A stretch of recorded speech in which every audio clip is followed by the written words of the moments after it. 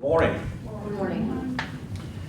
We are here for the how to utilize your tax dollars through the American Job Center. And I've got a lot of information I'm going to cover today, and I know that for most folks, you only retain about 40% in long-term memory of information you're exposed to. And if you're like me, that's probably closer to 20%. But not to worry, everything that I'm going to speak to, all the programs and services, there are handouts in the folder that you've been given. And oftentimes those handouts will have website links that you can go to get additional information. Because I have a lot of programs and services to cover, I would ask that you keep your questions toward the end of the session. We will have a point there where we stop and take questions and provide answers. I want to start by explaining what is the American Job Center, and this is just a brief history lesson about the American Job Center and how it came about.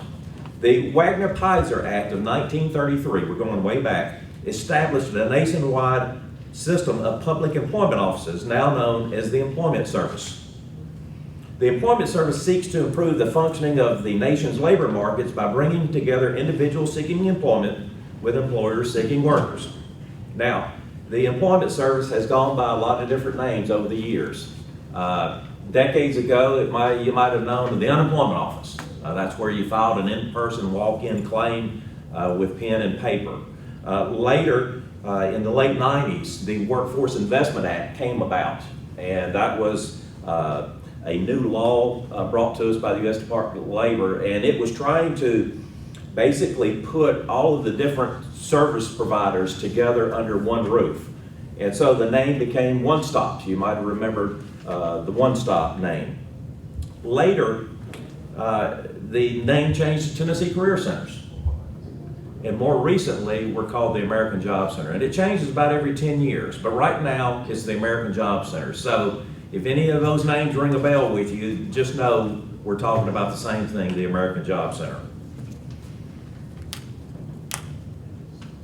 Now, the goal of the American Job Center is it's a collection of service providers, and they're all trying to do the same thing. And the bottom line is getting individuals employed. And typically those individuals have different barriers to employment, and that's where the programs target those different barriers.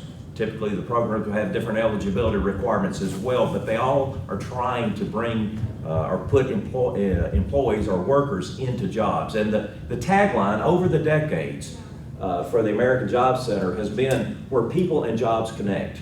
And that is what we are trying to do. We're trying to bring both parties together at the American Job Center. Now, I want to direct your attention to the first handout in your folder. That's the Directory of Services. And I want to speak to some of these programs so that you know what's going on at the American Job Center. The Resource Center, we have public use computers that are all hooked up to the internet. Individuals can come in, use those computers, develop their resume, cover letters. They can get assistance with their resumes. They can look for work, and they can file for unemployment insurance at the American Job Center. And we encourage job seekers to make that their office away from home. A lot of times they don't have computer or internet access or a printer at home. That we certainly welcome there at the Resource Center at the American Job Center. The hours Monday through Friday, 8 to 4:30. We have job fairs. Job fairs are a regular occurrence at the American Job Centers. We can have multi-employer job fairs, or we can have single employer hiring events. Career coaches and career specialists, they are in every program that we have at the American Job Center. They are providing intensive services under the different programs, all in an effort to get individuals employed. The WIOA Scholarship, that's the Workforce Innovation and Opportunity Act program. It is talent development, helps a person changing careers to increase his or her skills through the Workforce Innovation and Opportunity Act training funds. Training is for customers who lack the necessary skills to achieve self-sufficient employment, or those who are looking to get one step further in their careers. We are going to come back, and I'm going to speak here in a moment more about that program, mainly because it is the single biggest source of funding for training that's coming through the American Job Centers. There are workshops available at the American Job Center. They are free workshops. Typically it's resume writing, interviewing skills, how to use the internet to look for work, how to work a job fair, those sorts of workshops. They're all free. and we encourage individuals to participate in those. And those are in person as well as virtual, offered virtually. Again, we're always welcoming employers to the American Job Center because we already have the job seekers. We bring the employers, that we got both parties under one roof. Hopefully, good things will then happen. On the right-hand side of the Directory of Services, you'll see the partner programs, vocational rehabilitation. It is probably the most intensive case management program that the American Job Center offers. Those individuals working in that program do incredible jobs, and they are working with individuals who have disabilities in order to find employment that fits their needs.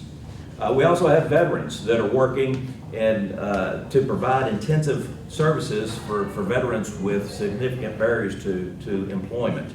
And we give all veterans priority of service in all the programs that are offered through the American Job Center. That is from the get-go. If they come up to the front counter, the veteran will move to the first of the line.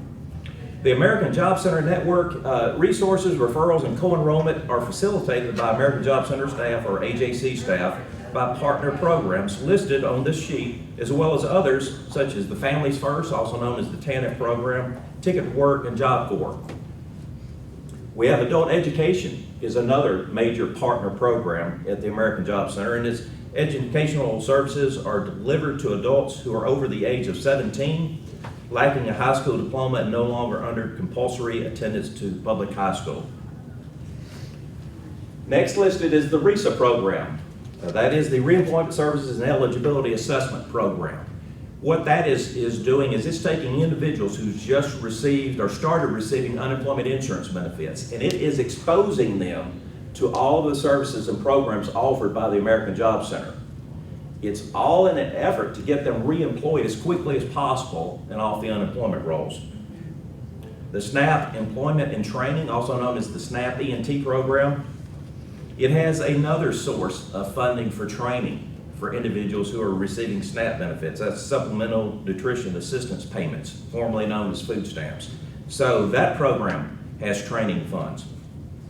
Next you see listed is the TAATRA program. That's the Trade Adjustment Assistance Program, a federal program that provides aid to workers who lose their job or whose hours of work and wages are reduced as a result of increased imports. Income support payments are made to individuals who have exhausted unemployment compensation. That program also has funding for training.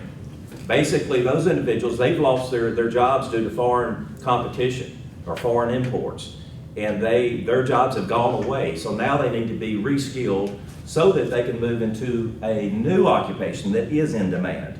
And it does have the weekly benefit that kicks in after the unemployment insurance benefits have been exhausted. And the intent is to keep them in training. That's why they're getting that additional weekly supplement or benefit, is to keep them in training, help them keep the lights on until they can graduate training and get into a high demand occupation. I want to double back now to the Workforce Innovation and Opportunity Act program that I mentioned earlier. It is serving three different individuals. One are dislocated workers. Those are individuals who are receiving unemployment insurance benefits, or maybe they've perhaps recently exhausted those benefits. It also is serving low-income adult workers. Oftentimes they're receiving SNAP benefits.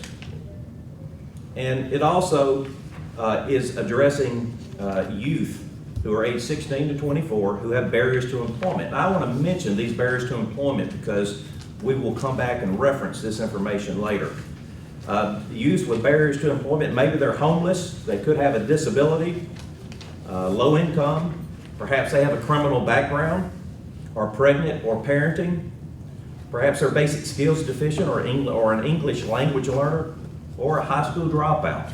Those are the barriers to employment that youth who are enrolled in the WIA program are facing.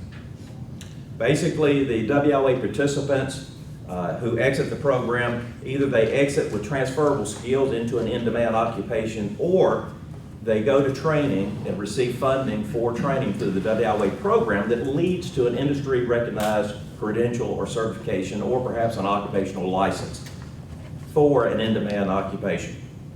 Now, the reason I mentioned the WIA program, again, it's the biggest source of funding for training at the American Job Center.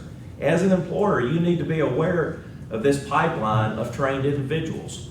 Again, the intent of the American Job Center is where people and jobs connect. The ultimate goal is to get them employed in an in-demand occupation. As an employer, you need to be aware that these individuals are getting these credentials, these certifications, and these occupational licenses. And I would love to talk to you more about perhaps how we can divert that pipeline into your workforce. So we've talked about what is the American Job Center. We are now going to shift gears. Where are the American Job Centers located? On the back of that directory of services, you will see the listing. We reside in the northern Middle Tennessee workforce region. It's made up of 13 counties. You'll see all 13 listed on the directory of services. There are 4 comprehensive centers within the region: Clarksville, Nashville, Gallatin, and Murfreesboro. The others are served by affiliate sites. And I want to direct your attention to the bottom right-hand corner of that page where it says additional resources. You'll see a website. The first one listed is www.jobs4tn.gov. We will be referencing, or I will be referencing that website quite a bit shortly. Remember, that's where you can find it later for reference. So we've talked about what is the American Job Center, where they're located. We're now going to shift gears and talk about who funds the American Job Center. The Federal Unemployment Tax Act, FUTA, you might have heard of it. It is a federal employer tax that is used to administer the unemployment insurance and job service programs throughout the states. These programs are delivered through the American Job Centers. So with that in mind, who's paying? You are. The employers are paying for it. Think of it as a prepaid service. Your tax dollars have already paid for the service. You might as well be using it if it's a fit. So employers are funding the services and programs delivered through the American Job Centers. How are they operated? How are American Job Centers operated? The Workforce Investment Act, you might remember it, WIA, it occurred in the late 1990s. What it did is it gave, it was a new concept, and the federal government said, hey, why don't we give some of the workforce development creativity and funding, decision-making to the local states and the local economic regions. And it was a new concept, it was a great concept, and it worked well. Back then, Tennessee was broken up into 13 workforce investment areas across the state. Each workforce area had their own workforce board, and it has worked well. On July the 1st, 2015, a new program came about, and that is the WIOA program, also known as the Workforce Innovation and Opportunity Act program. You might hear some people call it WIOA. Some people, they may even call it WIOA. It's also known as the Title I program. It's all the same thing. But that program came about, and nowadays the state is divided into 9 economic regions. We are in the northern Middle Tennessee economic region, again, made up of the 13 counties. Now, what I'd like to do is speak or read some information from the Northern Middle Tennessee Workforce Board website. And we're talking about how our American Job Centers operated and the role of the local Workforce Development Board.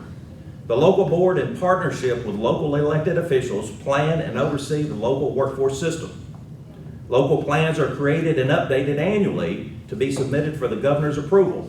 The local board designates a one-stop operator and identifies providers of training services, monitors system performance against established performance measures, negotiates local performance measures with the state board and the governor, and helps develop the labor market information system.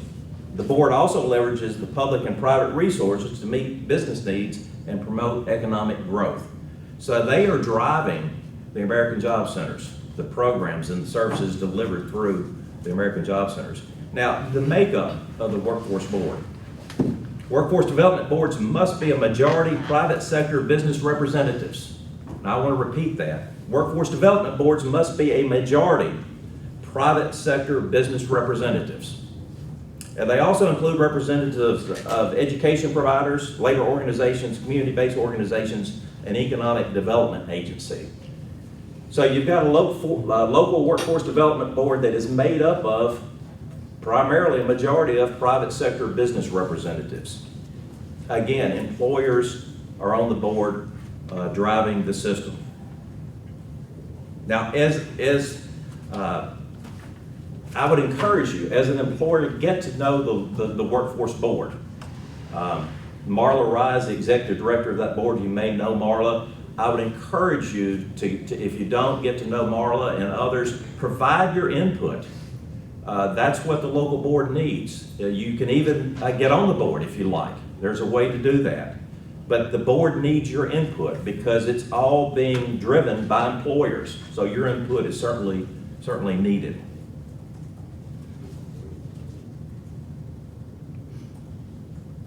So what we've got is the local workforce board. Again, it has local elected officials, a majority of employers. It's got American Job Center program providers. It's got community-based organizations there at the table, workforce development agencies. But they're all at the same table, all making decisions, determining where funding is going to be spent so that the workforce can be developed to meet your needs as an employer. So by all means, get familiar with your workforce board. Now, we've talked about what is the American Job Center, where are they located, who funds it, how's it operated. Why should an employer use the American Job Center? Well, there's several reasons, and we're going to touch on several things here, but primarily, generally speaking, the American Job Center helps employers recruit, hire, and train workers. And I will start by speaking to recruiting and hiring. Again, I mentioned earlier at the Directory of Services that job fairs are regularly conducted at the American Job Center. Job fairs are hiring events, as you may. These events can have several employers, or maybe there's just one single employer, but it can be tailored to meet your needs. And as far as the American Job Center, we can do applicant screening, assistance with the process of resume review and candidate assessment. We can provide assessments. We can measure skills, interest, and/or job fit candidates using assessments, including the National Career Readiness Certificate. Now, I want to share two different, best practices or positive stories that have come out of recent hiring events, because I have said to many of you recently that job seekers are very elusive right now. They're hard to find, they're hard to come by. But I do have two bright spot stories I want to share with you. One is with Ingram, large employer in the area. What they did is they did a social media blitz. They had several individuals in their HR department. They divvied up the social media platforms, and each person had a platform, and it was their responsibility to get their flyer out on that platform, watch it to see when most of they call them impressions, were happening, and adjust it so that their information was seen the most times during the highest periods of activity. They did that, and then they came, basically they told folks through social media, job seekers, to show up at the American Job Center. And they did that on August the 17th. They made 50 job offers and hired 40 individuals. They came back and did it again on September the 8th. They made 32 job offers and hired 28 people. They hired 68 people in a month's time. I don't know of too many other employers that have done that. That's a big deal given the current situation that we're in. Another story, a temporary agency in the area. What they did is they got on Facebook, and they had an individual in their management staff that spoke a specific language that was used by an ethnic community. And they got on Facebook, and their flyer got circulated among that ethnic group. And lo and behold, when they came to the American Job Center or told the folks to show up, they had 30 people show up. They made 30 job offers and hired 28 individuals. Between the two stories, what the common denominator is social media appears to be working, where other, maybe more conventional in-person job fairs may not be. So keep that in mind. Speaking of virtual platforms, the American Job Centers have access to the premier virtual platform that can be used to hold hiring events. It was first used, I want to say, back last year in November. And the outcome was, it was very easy for both employers and job seekers to navigate. I'm not highly computer literate, but I didn't have any trouble navigating it, and was quite impressed with it. Keep in mind that that may be something that gets used more going forward. It kind of depends on the pandemic, but that is something that the American Job Center has access to, and it can be used for multiple employer hiring events, or perhaps your single employer hiring event. So something to keep in mind. The American Job Center staff can email your event flyer to thousands of applicants, job seekers that are registered with the American Job Centers. American Job Centers have meeting and training rooms available for employers to use for a variety of purposes. Now, earlier on the Directory of Services, the back page, bottom right corner, there was a website, www.jobsfortn.gov. I want to speak to that website to tell you what it is and how it can be used. Basically, it ties all the American Job Centers across the state together. It's a huge job search engine. Has over 400,000 jobs. The governor mentioned over 500,000 jobs. It's got a lot of jobs in it. So it is also a requirement for unemployment individuals who are receiving unemployment insurance benefits who are not job attached to get registered in jobsfortn.gov. So you've got a lot of job seekers that are registered there. Employers, you can post your job orders from your office onto the website. You can search for qualified applicants. Oftentimes their resumes are posted. You can pull those resumes and review them there from your office. And conversely, job seekers can go on, they can look for jobs that meet their needs, and they can also apply for those jobs through jobsfortn.gov. Now, if you are a federal contractor or subcontractor, you're required by the U.S. Department of Labor to report annually on your affirmative action efforts in employing veterans. Posting jobs on jobsfortn.gov is one way to meet that requirement. It's a form of public notice. And again, veterans receive priority of service in all American Job Center programs. And I now want to divert your attention to the next flyer in your folder. That is the Hire Vets Medallion Award flyer. I want to tell you a little bit about that program. The award recognizes employers who hire and retain veterans, including their efforts to establish employee development programs and veteran-specific benefits to improve retention. Benefits of the program: successful employers receive a certificate stating the award year, a digital image of the medallion to use, including as part of an advertisement, solicitation, business activity, or product, and will be recognized on the program website. Award recipients have the opportunity to utilize the medallion in the marketing of their firm as a veteran-ready business when hiring and in efforts to attract additional business. And you will see at the bottom of that flyer the hirevets.gov website for additional information.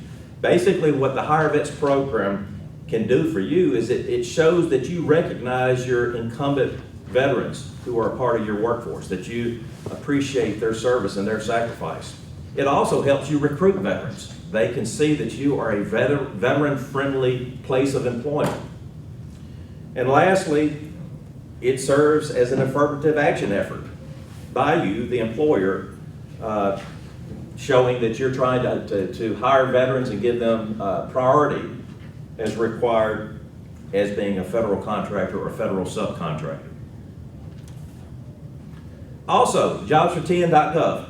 Labor market information, also known as LMI.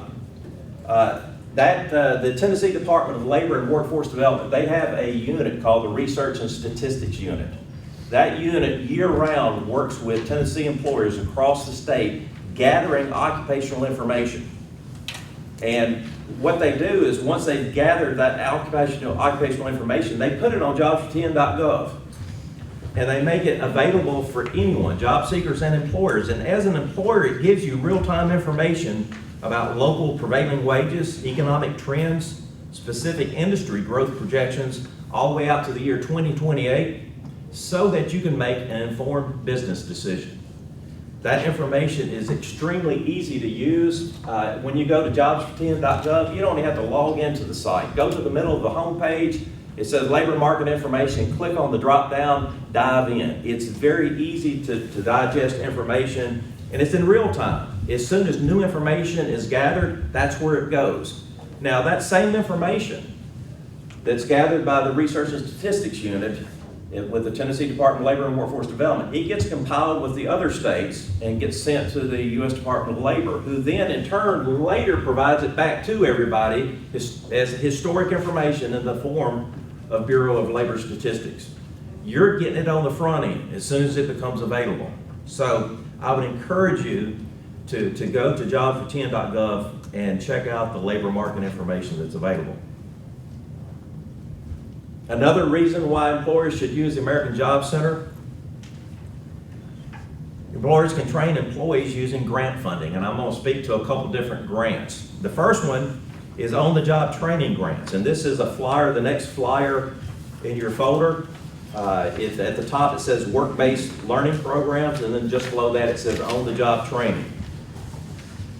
It is for new hires. It helps the employer offset the cost of training of new hires. Basically, newly hired employees are trained on equipment that they'll be using on the job. A skills gap analysis is done by the American Job Center and allows the employer to identify specific areas of training based on the employee's skill level. For example, if the job requires some math, and perhaps the assessment will show the employee is weak in math, means you're going to need to spend more time in math. Perhaps they're good in math. Maybe you just can divert that time to another part of the training program. But an assessment will be done to address the employee's skill level. Now, the grant. Employers are reimbursed for 50% of the participant's wages for the first 400 hours that the employee is in training. And that's up to $19.55 per hour, meaning that the grant will pay $9.78 per hour for 400 hours of training. Now, if you do some rough math, if you just round up $9.78 to $10, multiply it by 400 hours, you're talking roughly $4,000, could be $4,000 per new hire. So we're talking real money. We're not, this is some real money. There is a caveat to the program, and that is the individual, before they are hired by the employer, must first be enrolled in the WIA program. And that can take place a couple different ways. One of the things that we are regularly doing at the American Job Center is folks that are coming into the enrolled into the WIA program, we are telling them about on-the-job training grants to see if they want to go straight into employment. Oftentimes, they can't sustain themselves through a long, prolonged training. They don't have enough income to pay the bills. So for them, it's an effort to earn while they learn. Now, granted, what we would do is refer the individual to you for an interview. If you liked them, then we could move forward. Another way to do this, to get individuals in the on-the-job training grant, is if you as an employer are interviewing someone and you like them after you've interviewed them, you can simply forward the contact information to the American Job Center, and we can do a telephone screening to determine if that individual is eligible for the WIA program. If they are, then we can enroll them in the WIA program as to not interrupt your onboarding process. We know that when you get a job seeker and you're reeling them in, you need to get them in quick because they can fall off the hook and you can lose them. So we don't want to interrupt the onboarding process. So that is the on-the-job training grant. Again, could represent up to close to $4,000 for each new hire. Now, at this point, I want to speak to a program that's offered through the WIA program. It's called the Paid Work Experience Program, and it's at the bottom of that same flyer that you're looking at. And at this point, I would like to introduce our youth advocate for Rutherford County, Bridget Stearns. Bridget, let folks know who you are.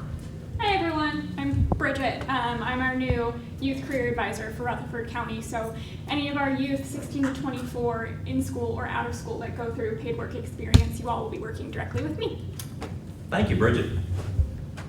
As I mentioned, we mentioned those 8 barriers to employment. Bridget mentioned 16 to 24-year-olds. That's who Bridget is working with. And the Paid Work Experience Program, basically how that works is the participant is put on the EDSI payroll. And EDSI, they are the contractor who delivers the WIA program.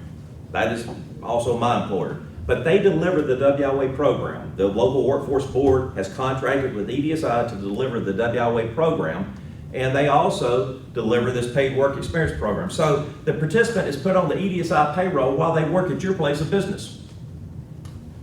Could you tell me again what EDSI is? EDSI is a private sector business that holds the contract for the WIA program, What is EDSI? or the Workforce Innovation and Opportunity Act program, if you want to type that out. What does it stand for, EDSI? Educational Data Solutions Incorporated. Thank you. And they're based out of Dearborn, Michigan. And they have contracts throughout the country, working in workforce development primarily. So the individual that Bridget is working with is put on the EDSI payroll while they go to your place of business and perform work. Now, in-school youth can work 20 hours per week. Out-of-school youth can work 32 hours per week, up to 500 hours maximum. Now, you might be wondering, well, whoa, that doesn't, we got a hold up here. What if the person gets hurt on my job site? EDSI covers workers' compensation for these individuals who are enrolled in the paid work experience program. What this does for you is you've got up to 500 hours of free labor. That's not a bad deal. For the young person, oftentimes they don't have work experience. They need work experience. They don't have anything to put on a resume. Oftentimes they need to develop their work ethic. This gives them that opportunity to do just that. Now, the ultimate and the ideal outcome is after 500 hours of you receiving free labor, you want this young person to become your own full-time employee. That is the ultimate outcome. But even if that doesn't work out, you've received 500 hours of free labor, the young person has real-life work experience that they can then use on their resume. So it's still a win-win for both parties. Yes, ma'am. So when they reach the 500 hours, if we do want to bring them on, is there a fee or anything? Or No, do ma'am. we just roll them straight onto our payroll? Straight on. Yes, ma'am. Because again, they are in the WIA program, and we've got the three different categories: dislocated workers, low income, and youth. And the bottom line for the program, as with most American Job Center programs, is employment. So we are real happy when that happens, and it does happen. So for an employer, it's kind of a try before you buy program, but it's a wonderful program. So we've talked about on-the-job training grant is for new hires or new employees. We talked about paid work experience. I want to shift gears for grant funding for current employees, and that's known as incumbent worker grants. And the next flyer in your folder, at the top it says Workforce Essentials, and just below that it says Guidance for Incumbent Worker Training Grants. Now, the reason it has Workforce Essentials, this program, or this grant, the Incumbent Worker Grant, is administered by the Northern Middle Tennessee Workforce Board. And I want to speak to some of the high points on this flyer. The overview, it's also considered a consolidated business grant, is funding to assist employers by providing their workers an opportunity to enroll in incumbent worker training, or IWT. The training funded under the consolidated business grant would increase the skills of the existing workforce, improve the efficiency of business operations, and make the employee and employer more competitive in the current economic environment. So it not only helps the business, it also helps the worker. They get a new set of skills. And I'll say that oftentimes the incumbent worker training grant is utilized when an employer has a new process and or new equipment that they're bringing into the environment, and they need to upskill their workers so that they can operate the equipment and hopefully increase efficiency and output. Now, the process to apply, there's a website link toward the bottom of that page. What is the amount for which a business can apply? $25,000 is the maximum. Turning the page on that flyer, is there an employer match required? There is. It gives you the breakdown based on the number of employees there. It goes on to speak to what kind of training may be funded. It speaks to the reimbursable training expenses, also what's not reimbursable. And if you'll turn to the very last page of that flyer, or that one flyer, you'll see some pictures. At the bottom right-hand corner, you will see two names listed, Andrea Dillard and Frida Herndon. They are support staff to the Northern Middle Tennessee Workforce Board, and they can certainly work with you on the incumbent worker training grant. The next flyer in your folder is apprenticeships. Speaks to apprenticeship programs. And this is, we've talked about on the job for new hires, incumbent worker training grant for existing or current employees. This apprenticeship training is in essence, grow your own workforce. So I want to speak to the high points of that. A registered apprenticeship program, or an RAP, is a proven strategy to develop a skilled workforce. RAPs are a training method that combines paid on-the-job learning with related technical instruction. Programs are designed to meet the needs of employers and their workforce challenges. Now, you may say, well, why would I even want to consider this? Well, the U.S. Department of Labor data shows a 94% retention rate on apprenticeship programs. And it shows for every dollar spent, there's a $1.47 return on investment. It's a proven systematic approach to training that is customizable and tailored to the employer. It's an excellent recruiting tool to build a more diverse talent pipeline. It's increased knowledge transfer through on-the-job learning from an experienced mentor. On the back of that flyer, you will see contact information. The email address is apprenticeship.tn@tn.gov. Also for Middle Tennessee, Charlene Sands Russell is the contact person, and it's got her email address as well as phone number. If you have the least bit of interest in the apprenticeship program, Charlene is going to be doing a breakout session in the next round. I have seen her PowerPoint twice at the Rutherford County Council meetings. It's very impressive, it's very informative, she knows what she's talking about. So I would certainly encourage you, if you have an interest in apprenticeship programs, to attend her breakout session. Another reason why employers should use the American Job Center hiring initiatives. If you'll turn to the next flyer in your folder, the Work Opportunity Tax Credit. It is also known as the WOTC. It exists to incentivize private employers to hire individuals who consistently face significant barriers to employment. Now, this initiative serves to target specific groups such as those receiving TANF benefits or in the TANF program, unemployed and disabled veterans, ex-felons, individuals living in empowerment zones, vocational rehabilitation referred individuals, summer youth employees living in empowerment zones, SNAP recipients, and that's a big group, supplemental security income or SSI recipients, and long-term unemployment recipients. And how it works, tax credits that employers can earn through the WOTC program are based on 3 factors: the target group of individual that's being hired, we just spoke to those target groups, the wages paid to the new hire, and the amount of hours worked.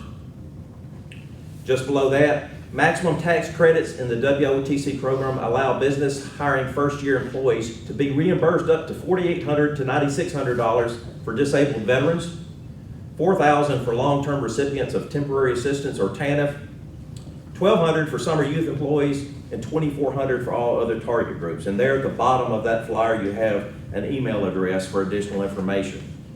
So if you haven't been doing that, I would certainly encourage you to use the WOTC program going forward, because it's tax credits. You get reimbursed those amounts for the individuals that you're hiring. I have a question. Yes, ma'am. What's an empowerment zone? Those are, that's a good question. Those are typically identified at a high level in government of specific communities or neighborhoods that represent, they have barriers that others may not have, like maybe a high crime zone or a poverty area.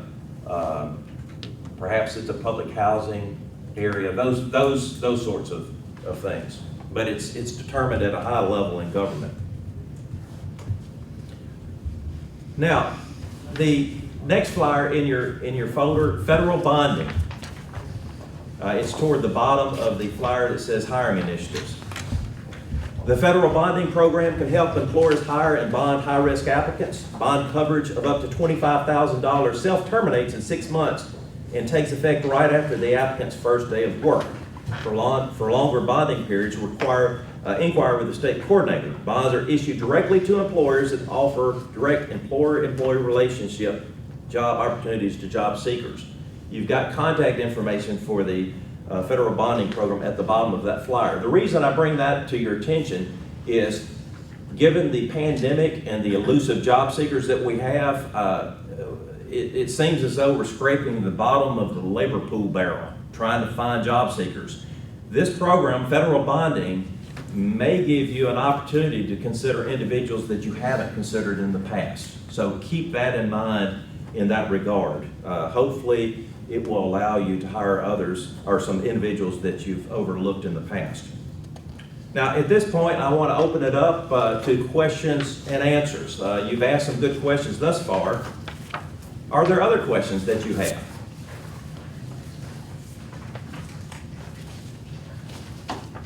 Okay, I want to recap. What is the American Job Center? It's where people and jobs connect. Who funds the programs offered at the American Job Center? Employers do. You do, through your FUTA tax. How are the American Job Centers operated? By the Northern Middle Tennessee Workforce Board. Remember, it's made up of a majority of private business representatives. Where are the American Job Centers located? There's one near you. There's one in all 13 counties in the Northern Middle Tennessee Workforce Development Region. Why should an employer use the American Job Center? To save money. Well, I've talked about a lot of different ways to get reimbursed dollars and save dollars. Now, there's one thing that we haven't discussed, and that is when. When should an employer use the American Job Center? You should do it right away. You should do it now. As soon as you take advantage of these programs, you'll be putting your tax dollars to work and saving money on your bottom line. So I would encourage you to utilize any and all of those programs. Now, in that folder is my business card. I would encourage you to call me, email me with any questions you might have about the programs. I would love to tell you more about those. Again, there's also websites on most of the flyers for additional information. So I thank you for attending today's session. We stand adjourned. All right, thank you so much, Mr. Stiles.